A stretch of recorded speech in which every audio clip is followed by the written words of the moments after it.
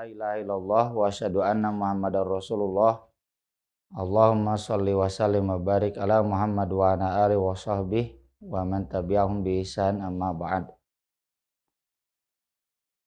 Wa qala Allah ta'ala fil Qur'anil Karim, a'udzu billahi minasyaitonir rajim. Ya ayyuhalladzina amanu taqullaha wa kunu ma'as shodiqin.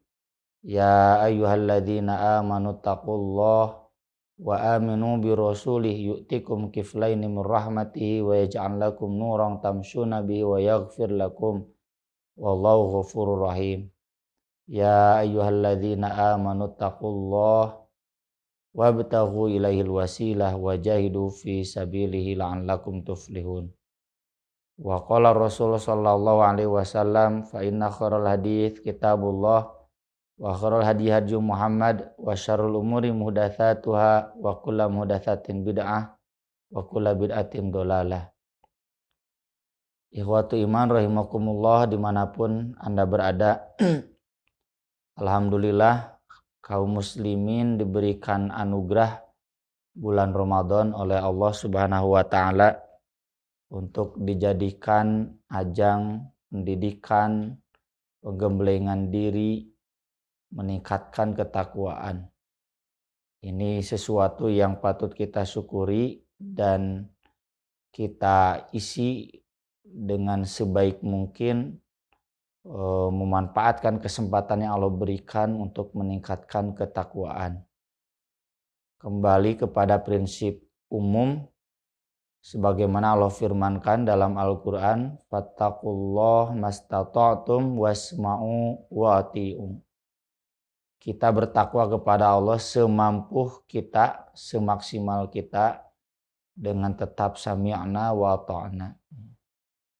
Jadi maksudnya sebagaimana Nabi sampaikan dalam hadis, innad dina yusrun walan yusaddad dina ahadun illa khalabahu fasaddidu wa qaribu. Prinsip agama itu mudah, tidak perlu memperberat diri karena nanti akan repot sendiri. Kata Nabi, saddidu, beramallah dengan tepat, wa qaribu, atau mendekati. Jadi kalau yang dituntunkan oleh Nabi A, B, C, kita belum mampu A, B, C, ya minimal mendekati yang A, B, C itu. Prinsipnya kita harus tahu dan kemudian mengamalkannya semaksimal kita bisa. Kalaupun belum bisa, jangan kemudian kita pura-pura tidak tahu, bahkan mengarahkan orang lain untuk tidak tahu, tapi kita beramal sekemampuan kita.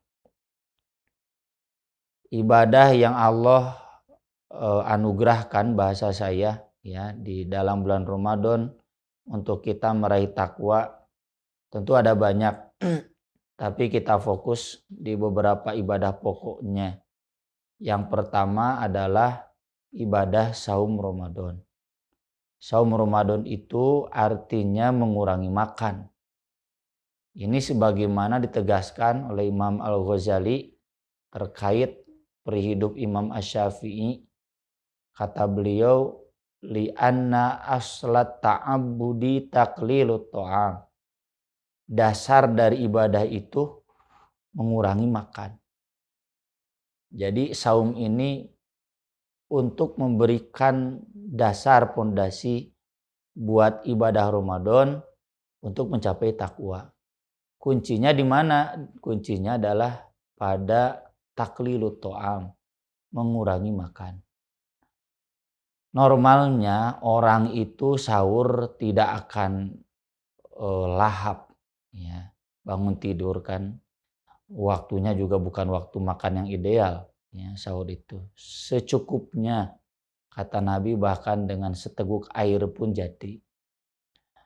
Yang kedua, siang hari kita tidak ketemu makanan minuman sama sekali. Baru kita bertemu makanan minuman itu ketika takjil. Ya, takjil itu mempercepat buka, takjil iftar. Dan Nabi membiasakan buka dengan kurma dan air. Bahkan seringnya Nabi tidak makan lagi karena kurma itu sudah makanan pokok.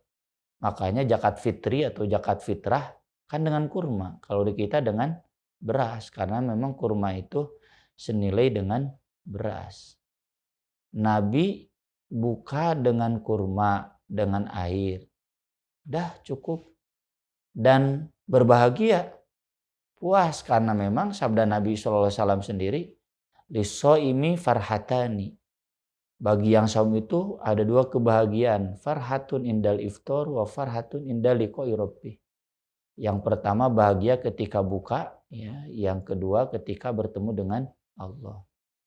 Kenapa bahagia ketika buka? Karena memang orang yang saum itu dia buka dengan apapun bahagia.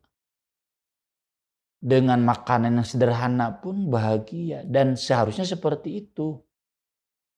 Nah, di sini rupanya kita semua banyak yang salah kaprah ya. Barusan juga saya dapat ilmu banyak dari Dokter Sony ya yang mungkin juga sudah disampaikan di majelis ini bahwa harusnya ketika saum itu berkurang makan.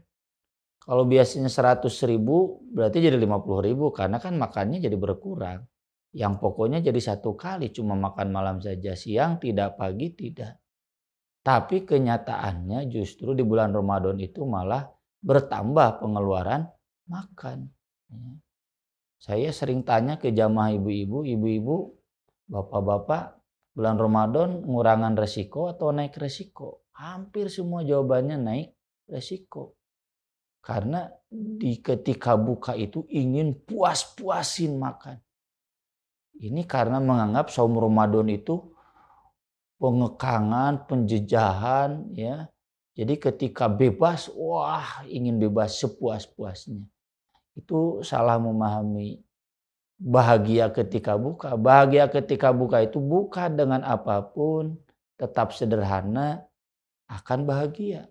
Ini bukan seperti orang-orang yang sekarang gemar flexing ya. Malam kemarin saya jadwal tarawih di Kosambi, macet di alun-alun di Lengkong. Wah tuh yang kuliner pada geus adan arasi kene we, itu mereka bukan menikmati ibadah saum, mereka yang menikmati makan. Nah, kalau itu yang terjadi, maka dasar ibadah ini sudah hilang di bulan Ramadan itu. Maka dalam hal ini kita harus berani ya, berani sesuai dengan Nabi, kalaupun tidak tadilah mengurangi. Jangan kemudian dengan saum Ramadan itu nggak ada bedanya, malah jadi lebih parah karena lebih konsumtif, lebih banyak makan, lebih banyak jajan. Apalagi menjelang Lebaran, pengeluaran buat makanan itu lebih banyak lagi, lebih banyak lagi. Itu secara tidak sadar sudah mengurangi ibadah saumnya.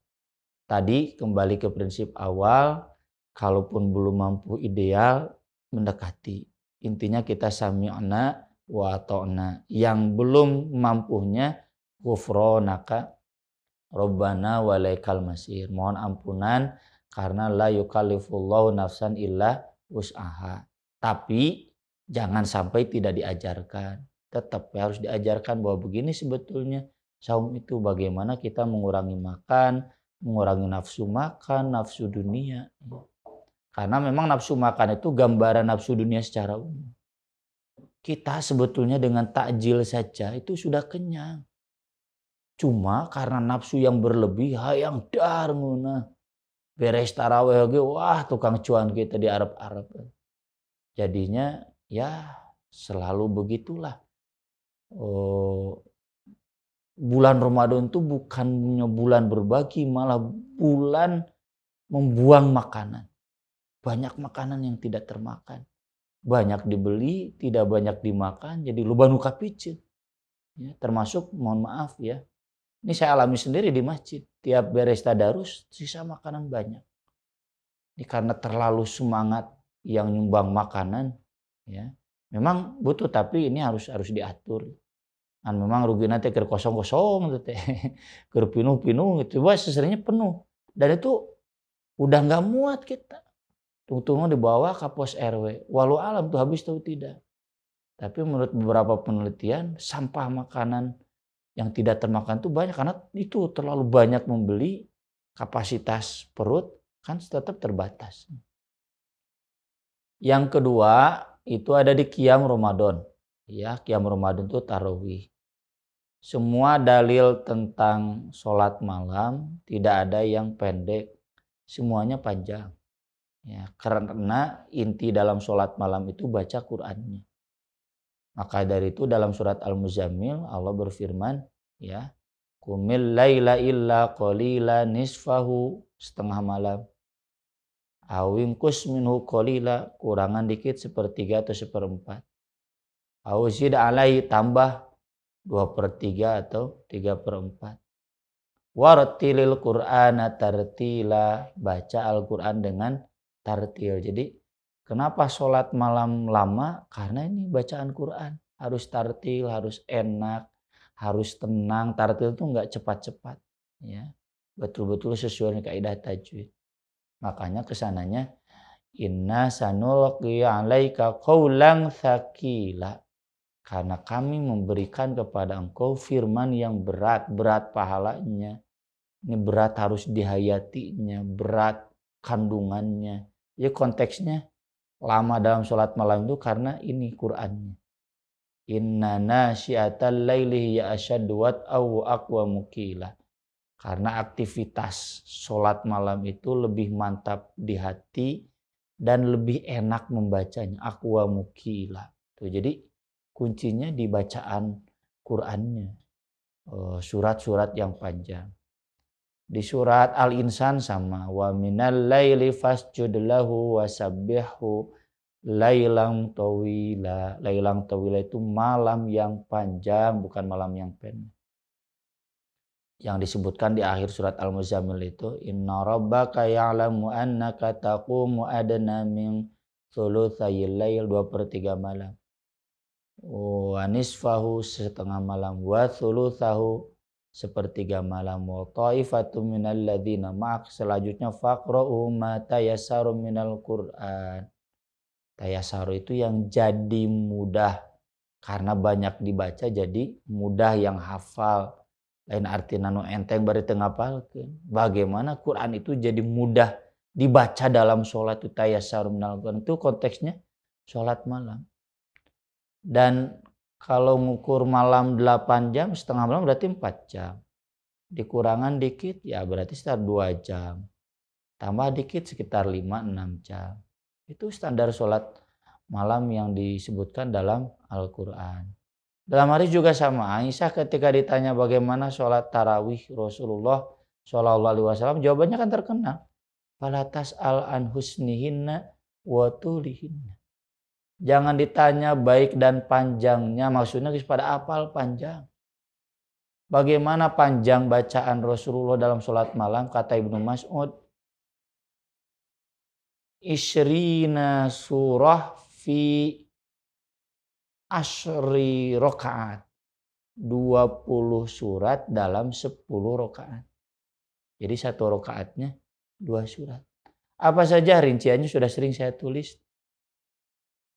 Al-Waqiah jeung Ar-Rahman sarokaat. Al-Waqiah hampir 4 halaman, 3 halaman. Ar-Rahman 3 halaman, genep halaman teh sarokaat. Lu urang mah tu An-Naba 11 rakaat.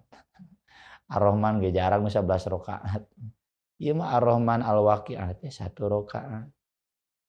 Kemudian At-Tur dengan An-Najm 1 rakaat. Anu rada leuheungna terakhir Abasa jeung Al-Mutaffifin tuh 1 rakaat.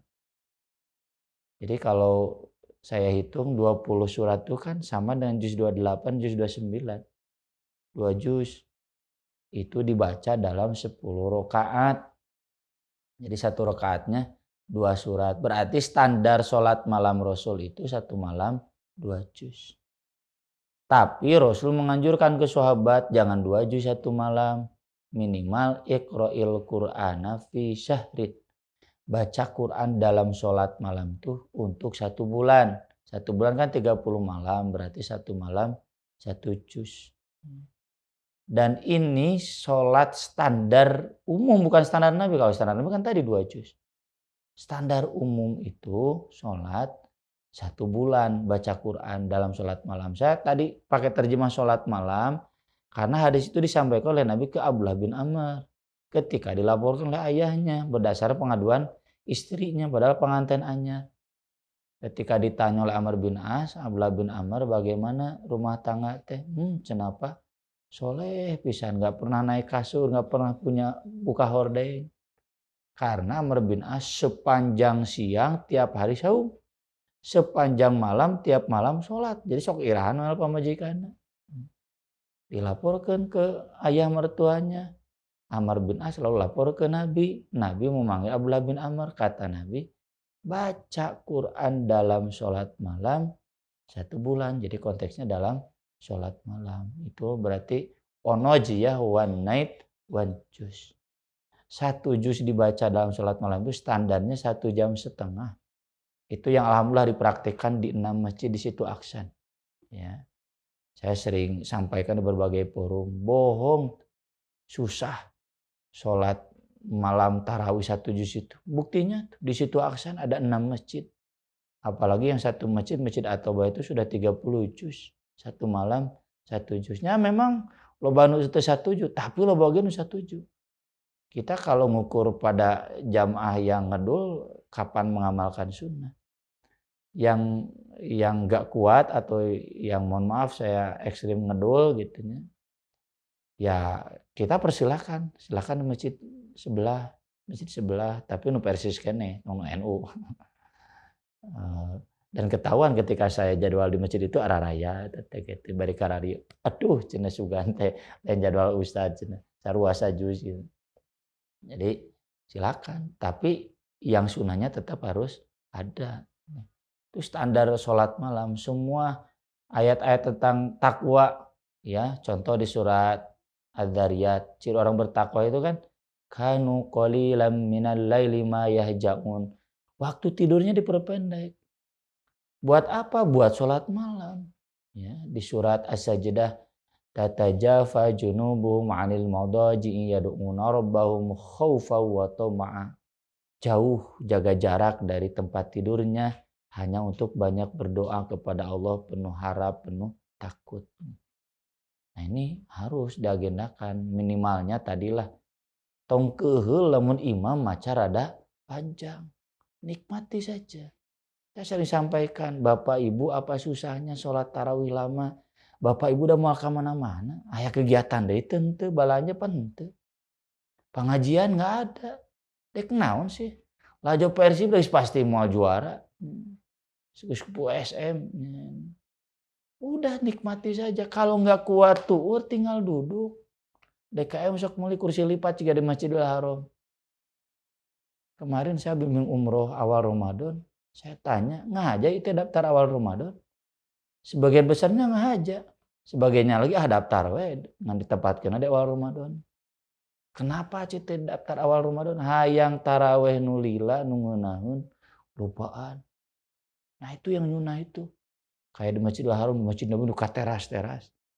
Sholatnya mulai dari jam 9 tuh, kalau tarawihnya mulai dari jam 11 sampai setengah 11, 1,5 jam. Lama. Tapi nikmatnya udah lobaan. Nah itulah sholat qiyam Ramadan Nabi. Kan begitu gambaran di hadis sampai masjid sesak. Ya. Masjidnya terlalu kecil buat jamaahnya. Kalau di kita ya di awal Ramadan saja. Eta ge teu lila salatna. Mun apaleun ti awal Ramadan lila, wah da pasti bubar jamaahnya. Dan saya sering sampaikan ya, contoh kenapa di piade, usah ada di piade sajus teh henteu. Nah di piade henteu aya di dieu karena di piade mah jamaah tarawih lain jamaah ngaji. Pendatang unggul. Kalau di situ Aksan di masjid-masjid itu jamaah ngaji. Saya sudah percaya dengan Bapak dengan Ibu geus ngarti. Nah ini saya mendorong kepada jamaah-jamaah ngaji di berbagai belahan manapun. Kan orang masuk ngaji, udah tahu begini tarawih itu, kenapa tidak kita mengamalkan? Nyatu teu mampu 30 juz minimal lah atuh sabulan sakali mah aya. Tong nepikeun ka henteu teuing. Ini bagian dari pendidikan takwa. Bagaimana kita menikmati bacaan Quran dalam sholat. Saya sering kampanyekan ke masjid-masjid. Ada satu masjidnya nya Ustadznya kaharti. Naon susahna cangkel tinggal diuk. Mau sila, mau pakai kursi, mau kayak duduk tahiyat awal bebas. Ngagoler gitu naon sholat tarawih.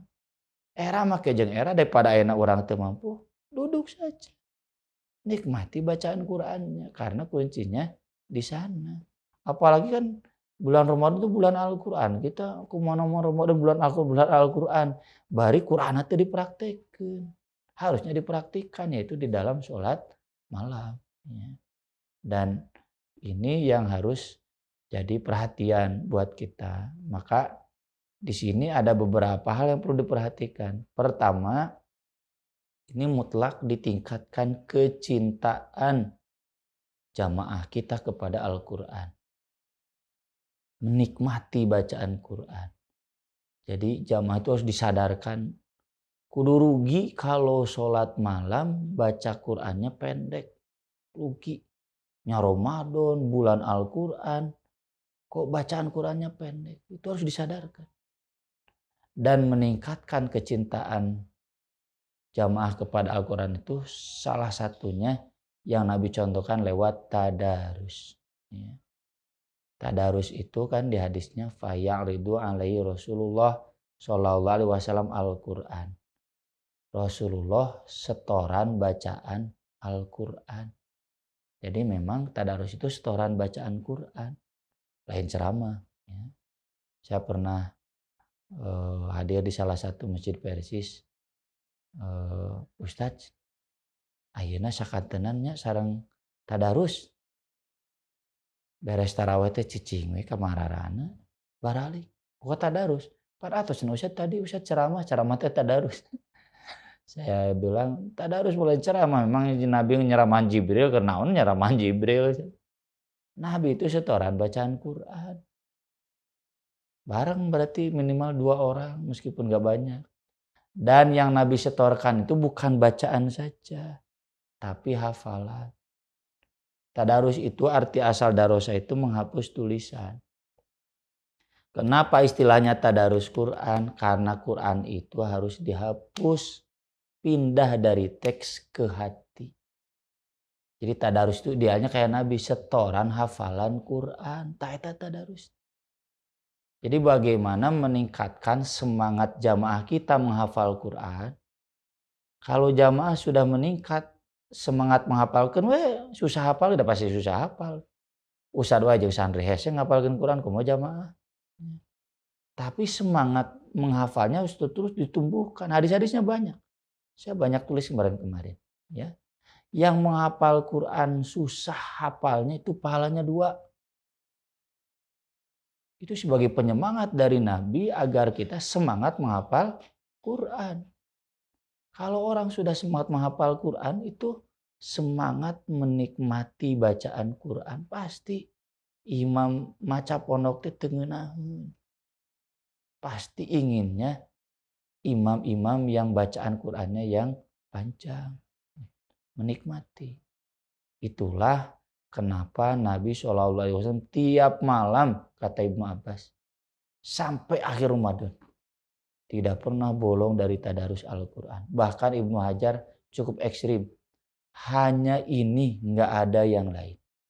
Nggak ada majelis taklim yang lain. Sunnahnya itu. Jadi kalau ada majelis taklim yang lain, bid'ah lah gitu. Kenapa? Karena kalau ada yang lebih baik dari yang lain, kata Ibnu Hajar, pasti Nabi dan Jibril mengamalkan. Nabi menganjurkan. Faktanya hanya tadarus saja. Dan ini juga yang mohon maaf luput dari jamaah kita, kecuali jamaah Persisri yang saya tahu, mohon maaf ya. Jamaah Persisri saya acukan jempol 2. Sabulan 2 kali hanca jamaah Persisri mah. Jamaah saya juga kemarin tanggal 14 teh nepi Ustaz Al-Hujurat ibu-ibu mah. Ibu-ibu tere-tere teh Ustaz cenah sadinten 2 juz. Wah, hebat. Di situ Aksan pun sampai tadarus belum. Kami beres taraweh di Atobas setengah 10, langsung tadarus sampai jam setengah 11 rata-rata beres. Kadang sampai jam 11. Sorangan masjid lain sararepi. Ada masjid lain negara randeng, punten Masjid Nahdien. Sampai jam 11 sama, setengah 12 bahkan masih. Dan alhamdulillah di masjid kami tadarus teh henteu baca seorang balik, di Batur mah gitu. Baca seorang balik, enggak. Kita bareng-bareng beres sampai tamat.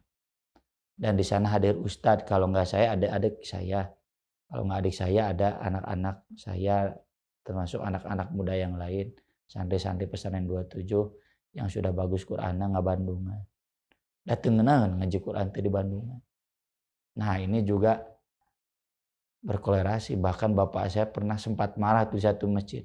Aneh, bulan Ramadan teh lain tambah rajin kan Quran, udah tambah ngedul. Ngaji subuh nggak ada karena sama anak-anak. Ngaji sore nggak ada karena sama anak-anak kan beaknya. Kegiatan Ramadan teh ku barudak. Bapak-bapakna, beres tarawih baralik. Bukannya tadarus. Nah, ini mohon bisa diperhatikan oleh kita semua. Mudah-mudahan kita semua dengan dua amaliyah yang ini bisa mencapai derajat takwa. Tadi prinsipnya sudah saya sampaikan di awal. Kita ideal ya, fattaqullaha mastata'tum samina wa ta'na. Kalau memang tidak mampu ya turunkan sedikit. Tapi tetap dan obsesi naikkan sedikit. Yang saya sampaikan tadi kalau dirasa terlalu berat, tinggal didekati sedikit-sedikit. Yang jelas ini harus tetap diajarkan agar jamaah kita betul-betul bisa menikmati ibadah Ramadan sebagaimana harusnya. Jangan sampai tiap Ramadan teh ibadah teh kitu-kitu keneh di bawah standar. Lebar atuh karunya ya. Jamaah kita karunya mereka tidak dibimbing bagaimana ibadah Ramadan yang sesuai sunnah sampai derajat takwa. Terima kasih atas perhatiannya. Mohon maaf atas kekurangannya. Aqulu qouli hadza wa astaghfirullah li wa lakum. Subhanakallahumma bihamdik asyhadu an la ilaha illa anta astaghfiruka wa atubu ilaik. Wassalatu wassalamu ala Rasulillah. Wassalamualaikum warahmatullahi wabarakatuh.